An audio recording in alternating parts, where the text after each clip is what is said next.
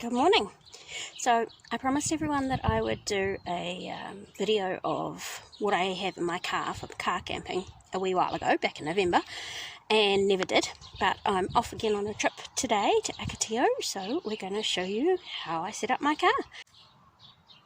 And here is Gina Marie. So this is my 1999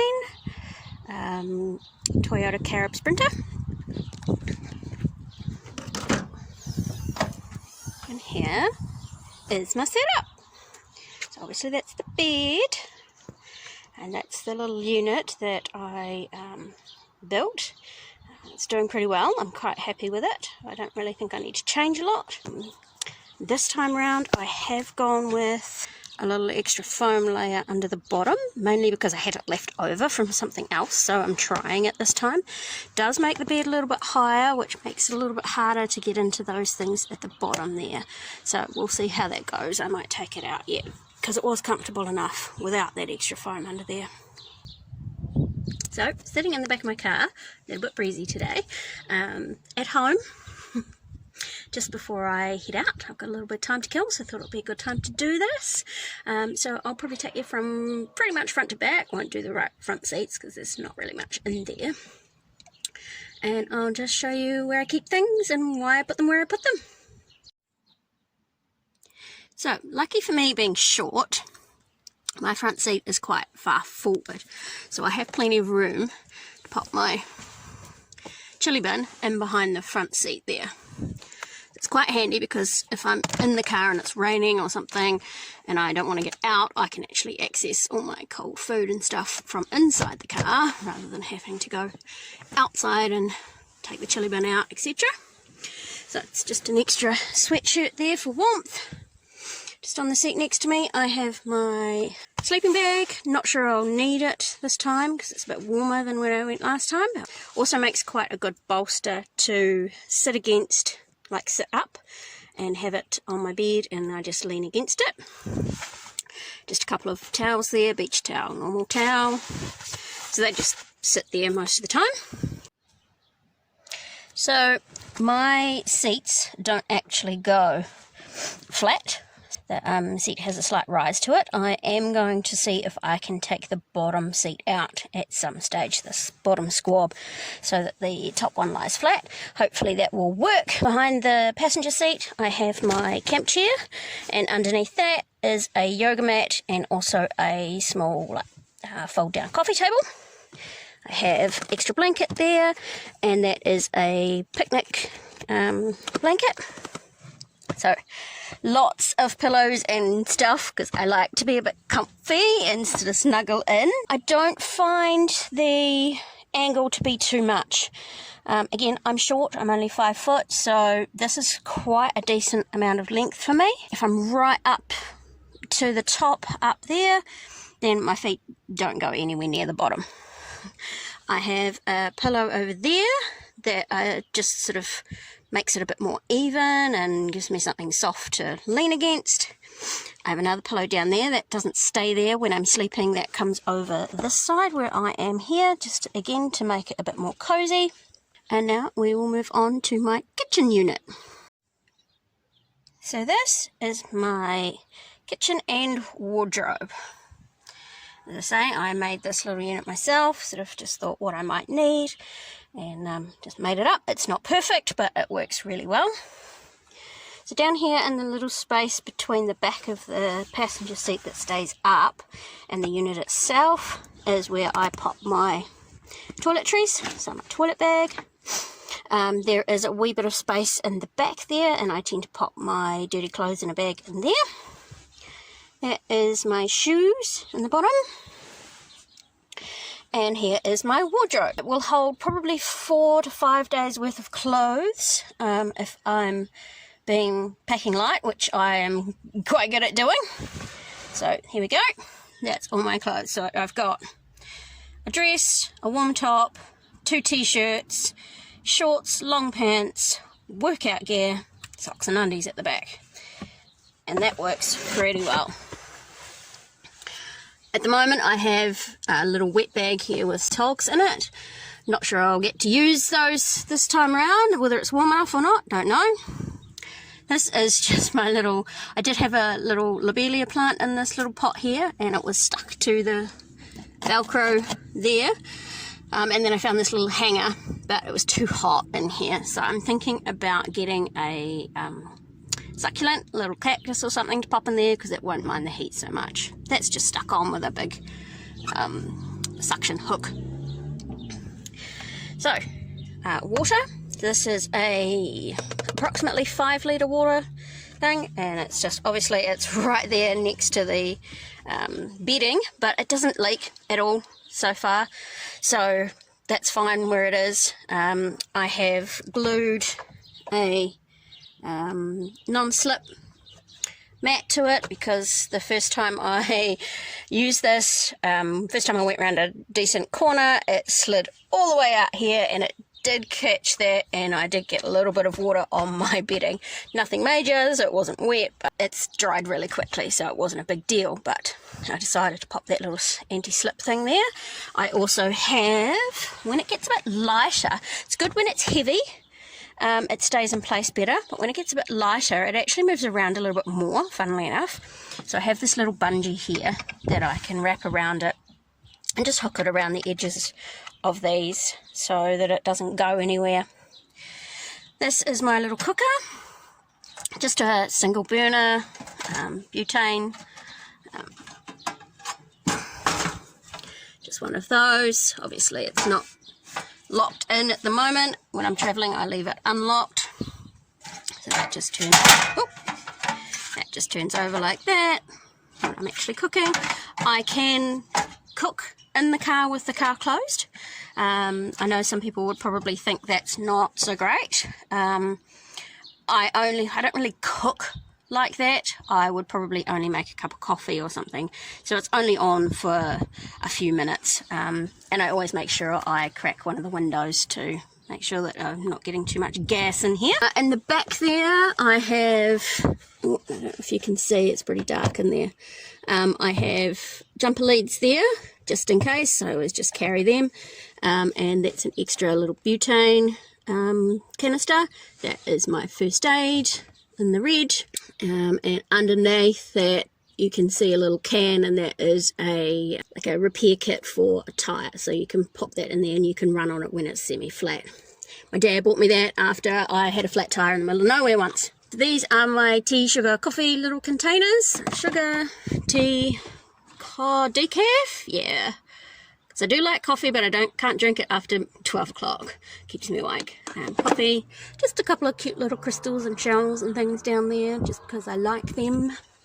Right, and the shelving we have just a little container that I don't really use a lot, but it's kind of handy to have. So we've got body wipes, a face cloth for washing. That's pretty much all that has in it. This is my utensils. That's all my knives and forks, and the cutest little salt shaker ever. I love this. I found it at a second-hand shop on my first trip. Back in there. In the back there, I actually have, I get it down there, some eggs tucked into the back there. And again, still a bit of storage space on top of those if I wanted to take a few more. Not that I ever think I would need more than that in one trip. Here is my water billy. So in there is my coffee cup, my single drink cup. That actually sits on top of there to make sure that I don't lose heat and I can boil water faster. I did have a proper lid for it once, but God knows where that went. In here we have a bit of pantry sort of stuff, so cooking oil, spices, hand sanitizer, dishwash liquid. This is in a cute little container that my partner uses to make e-liquid for his vaping. Water flavouring, ibuprofen, pepper, you get the idea. That one's a dehydrated meal and a couple of soups in the back there. Pop those back. I will admit this is where it gets a little bit tricky, and I haven't figured out exactly how the best way to do this is. So to get in here, I have to pull this back. I'm not sure if I can even do it one-handed, and pull these out. As you can tell, that's a little bit not so good. Two-handed, it's a lot easier, not holding the phone. But I have another one of these in behind this one.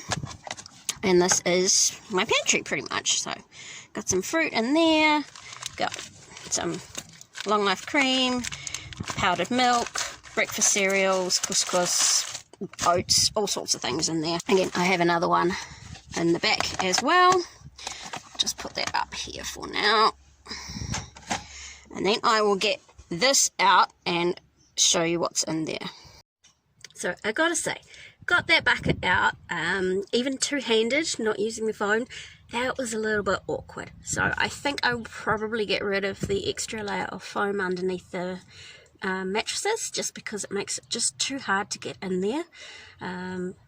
Still thinking about ideas for how to make that work a little bit better, but we'll see. Anyway, what's in the bucket? So the bucket has my cooking stuff in it. I bought this little set from Cracker Jack,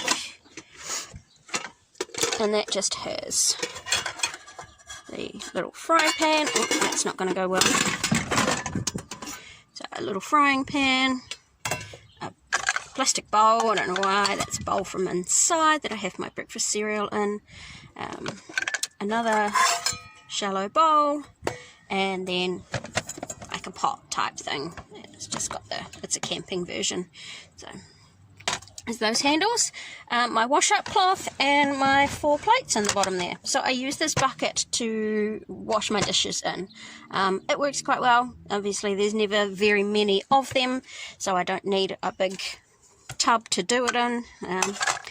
And yeah, I find it works really well. So just behind this pillow here, which is really only here when I'm travelling. I mean, it doesn't have to sit there, but it's a nice place for it. Is a little pocket that was obviously part of the car originally. So I have my light, I have my window covering, and I have my book and my journal and my headlamp in there. A nice little place for some storage. I just thought I'd briefly show you my window coverings. They don't keep out a lot of light, but that's kind of how I wanted them initially. I just sewed them up myself, obviously, and the way I attach them is simply Velcro dots. So they literally just stick on there. I didn't sew that one on the corner, so it's come off, so I'll have to get that sorted, because that would normally go up there. But I just literally hook them up like that,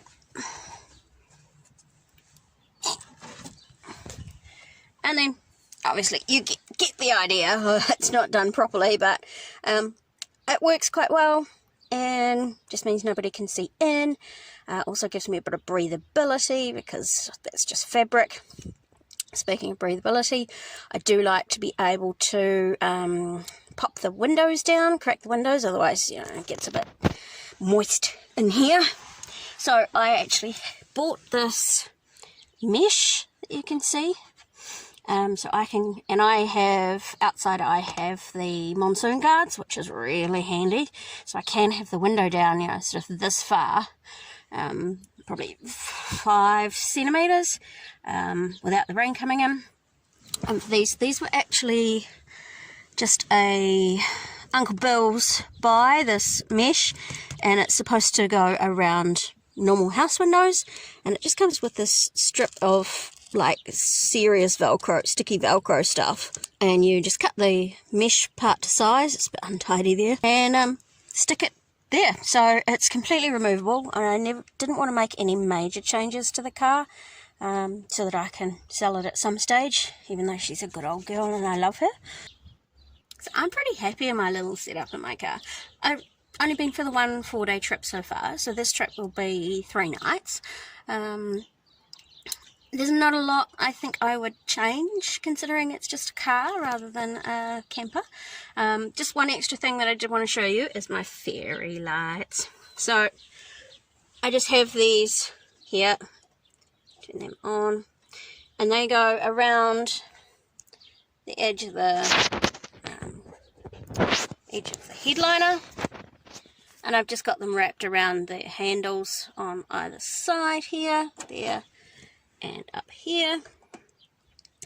And up here, this is just the little covering for the screw, I guess, that holds the headliner in place, and it just has a little bit of leeway on each side, so I just tuck them in there, and that again works really, really well. That's it for now. That's my car, that's my setup, and I'm off to Akatio tonight with my dad, and I can't wait, it's going to be fun.